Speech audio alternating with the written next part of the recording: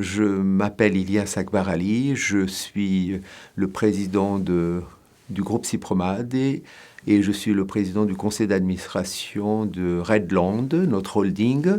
Donc je suis un homme d'affaires. Nous avons un groupe aujourd'hui implanté au niveau mondial dans une trentaine de pays.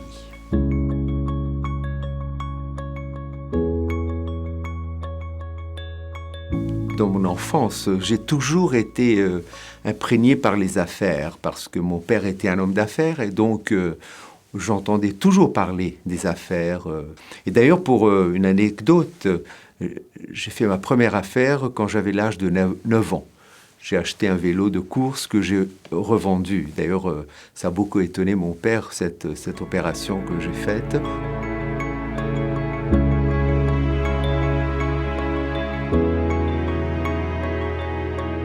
Donc j'étais toujours intéressé, toujours imprégné. Et à partir de là, le goût de développer, le goût de développer les affaires, le goût du risque, mon éducation, je l'ai eu dans des universités où j'ai fait du management. Et c'est ce qui a fait que je suis aujourd'hui là où je suis. Et comme ça que je me suis lancé dans les affaires. Mon père étant d'origine, en fait, venant de la Grande Perse et ma mère du nord de l'Inde. Mais nous faisons partie de la 4e génération à Madagascar. C'est pour cette raison que je me considère comme malgache et franco-malgache.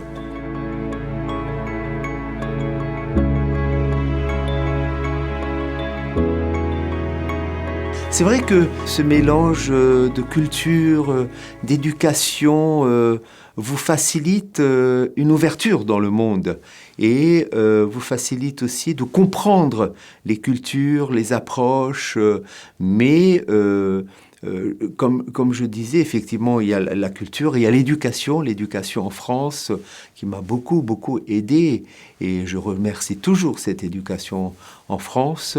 C'est un mélange de tout qui fait que voilà, je suis là où je suis aujourd'hui en tant que CEO africain, je dirais, et ayant commencé dans un pays comme Madagascar, et après avoir développé dans l'océan Indien, continué dans le continent africain, après en Europe aujourd'hui, puisque nous avons des intérêts en France, nous avons des intérêts en Italie, et ensuite nous avons eu cette opportunité de faire une acquisition aux États-Unis et voilà, c'est comme ça que nous avons développé ce groupe avec une équipe, avec des risques, avec une vision, avec un plan et une stratégie et nous sommes là où nous sommes et nous voulons encore nous développer, nous ne voulons pas nous arrêter parce que nous sommes extrêmement diversifiés dans plusieurs métiers, allant de l'industrie à la technologie, dans le tourisme, dans l'immobilier, dans la digitalisation, maintenant dans la sécurité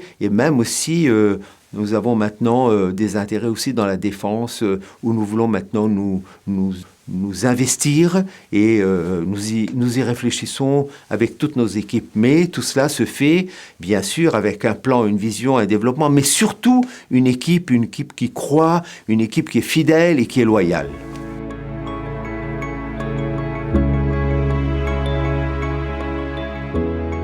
Je suis pratiquant des arts martiaux depuis plus de 30 ans. Ça m'a beaucoup aidé dans la vie parce que les arts martiaux vous apportent d'abord l'humilité, beaucoup de patience, beaucoup de persévérance, car c'est un art qui est difficile, c'est un art où il faut beaucoup de courage et c'est un art aussi où vous apprenez à respecter les autres pratiquants. Ça m'a donné d'abord la force et surtout j'y crois beaucoup à certaines valeurs comme l'humilité, le respect. Au Japon, les grands patrons sont pratiquants aussi souvent des arts martiaux parce que ça vous donne un développement de votre esprit. Et donc, en fait, vous conciliez le développement de l'esprit avec le développement de votre corps et le développement technique.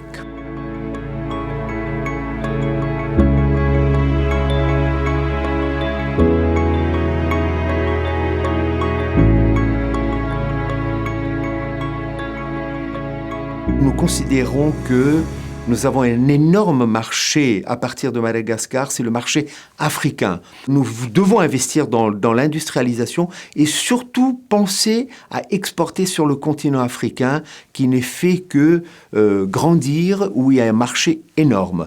Après, nous avons un deuxième pôle où nous sommes nous engageons de plus en plus dans l'énergie, dans la technologie. Et bien sûr, dans l'immobilier, nous avons fait d'énormes investissements.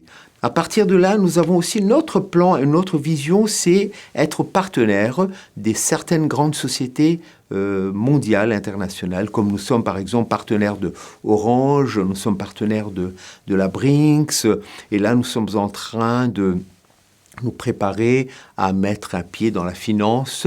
Nous sommes déjà partenaires dans une banque et nous sommes en train de réfléchir à un autre partenariat bancaire.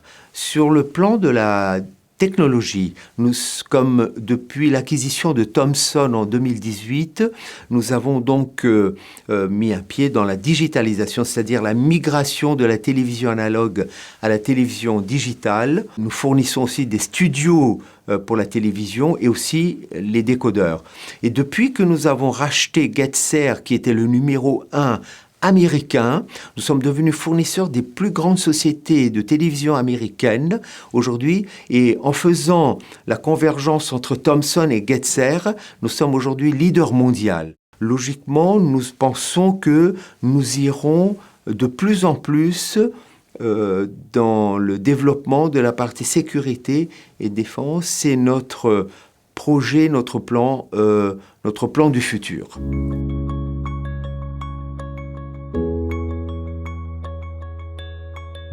Mon inspiration, c'est bien sûr le développement de notre groupe, mais c'est surtout aussi qu'est-ce que nous pouvons apporter à la communauté, comment nous pouvons aider la population, comment nous pouvons apporter notre contribution, notre valeur ajoutée pour améliorer la vie communautaire. Il doit y avoir une convergence entre le développement, la croissance et le bien-être de la communauté dans les pays où nous sommes. En particulier, nous avons commencé à Madagascar, où nous sommes très engagés aussi dans des actions humanitaires. Nous avons une fondation qui intervient beaucoup aussi à Madagascar.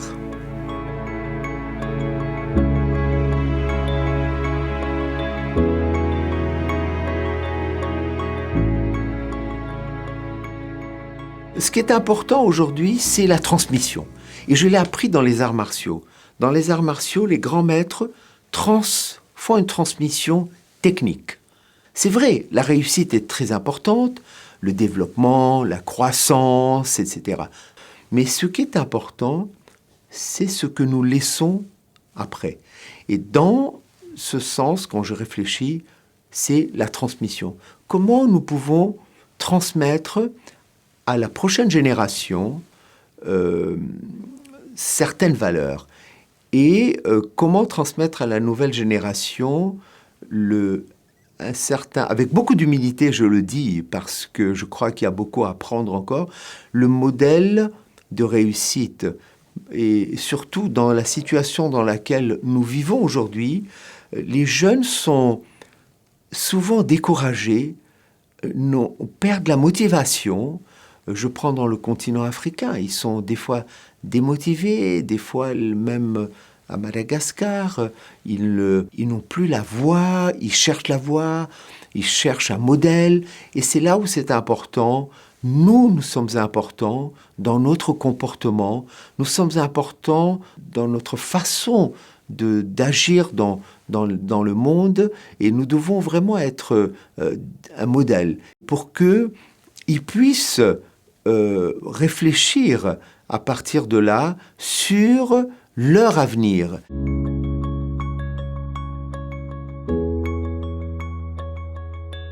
Nous avons une responsabilité et c'est pour cette raison que nous devons être extrêmement vigilants dans notre comportement, dans notre façon de faire, dans la façon de mener nos affaires, d'avoir des valeurs et de dire surtout à la jeunesse que tout est possible, que la réussite est possible, parce que tout le monde cherche à réussir, tout le monde cherche à mieux vivre, tout le monde cherche à voyager, à être bien dans sa vie. Et leur dire, vous pouvez avoir ces conditions de vie, mais voilà un des chemins que vous devriez quand même, sur lequel vous devrez réfléchir, qui n'est peut-être pas le seul, mais qui est un des chemins.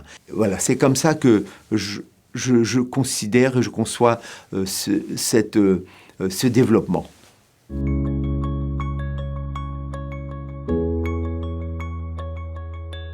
Le secret, c'est quoi?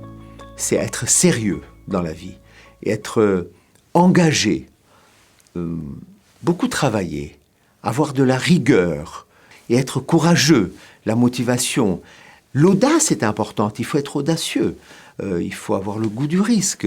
Ma vie, elle est extrêmement organisée, je me lève très très tôt le matin, je suis debout à 4 heures du matin, tout de suite c'est la vie spirituelle, la méditation, le sport. Et dans le travail aussi, il faut avoir un modèle de travail, c'est-à-dire un comportement. C'est ne jamais sous-estimer nos collaborateurs, être respectueux avec eux et avoir de l'amour pour nos collaborateurs, travailler avec amour et avec amitié, mais toujours le respect. L'humilité est importante. L'humilité est importante et ne jamais penser que nous sommes les seuls à avoir raison et que je suis le seul à avoir raison. Personne n'a le monopole de la vérité. Savoir écouter les gens et réfléchir à ce qu'ils nous disent. J'ai encore beaucoup à améliorer, sincèrement, et j'essaie toujours d'améliorer, de voir autour de moi, de regarder qu'est-ce que je peux apprendre des autres, qu'est-ce que je peux tirer des autres dans le bon sens du mot.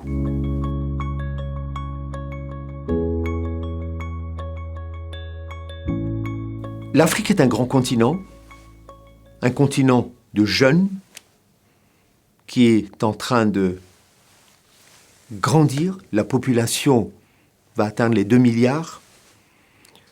Je suis un peu déçu actuellement parce que je pensais à une croissance de l'Afrique supérieure à ce qu'elle est aujourd'hui. Ce n'est pas le cas. Donc je crois que l'Afrique doit vraiment concentrer son effort sur l'éducation. L'éducation, c'est la base de tout. La deuxième chose, c'est comment faire pour donner aux jeunes les moyens de réussir. Et c'est là où je trouve qu'on ne donne pas les moyens aux jeunes de réussir. C'est pour cette raison que vous avez beaucoup de gens qui quittent l'Afrique. Et donc, je pense que c'est la responsabilité de dirigeants africains de mener une politique pour créer des emplois. C'est là où je dis que l'Afrique aurait pu avoir une très forte croissance. Elle ne l'a pas eu. C'est vrai que nous avons un problème de gouvernance dans nos pays. Et l'Afrique est toujours instable. Certains pays sont instables. Vous avez des pays qui ont des gros problèmes économiques. Mais en tout cas, il y a vraiment une refonte de la politique africaine. Il faut revoir de fond en comble comment nous pouvons faire ce développement, réussir ce développement. Et surtout, à la fin, comment nous pouvons aider les jeunes pour réussir et pour qu'ils puissent être mieux et surtout mieux vivre. Si les dirigeants en Afrique font un gros effort, je pense que l'Afrique a un avenir qui va être extraordinaire. Donc il faut absolument que l'Afrique soit consciente des problèmes et pour trouver les meilleures solutions et pour faire avancer.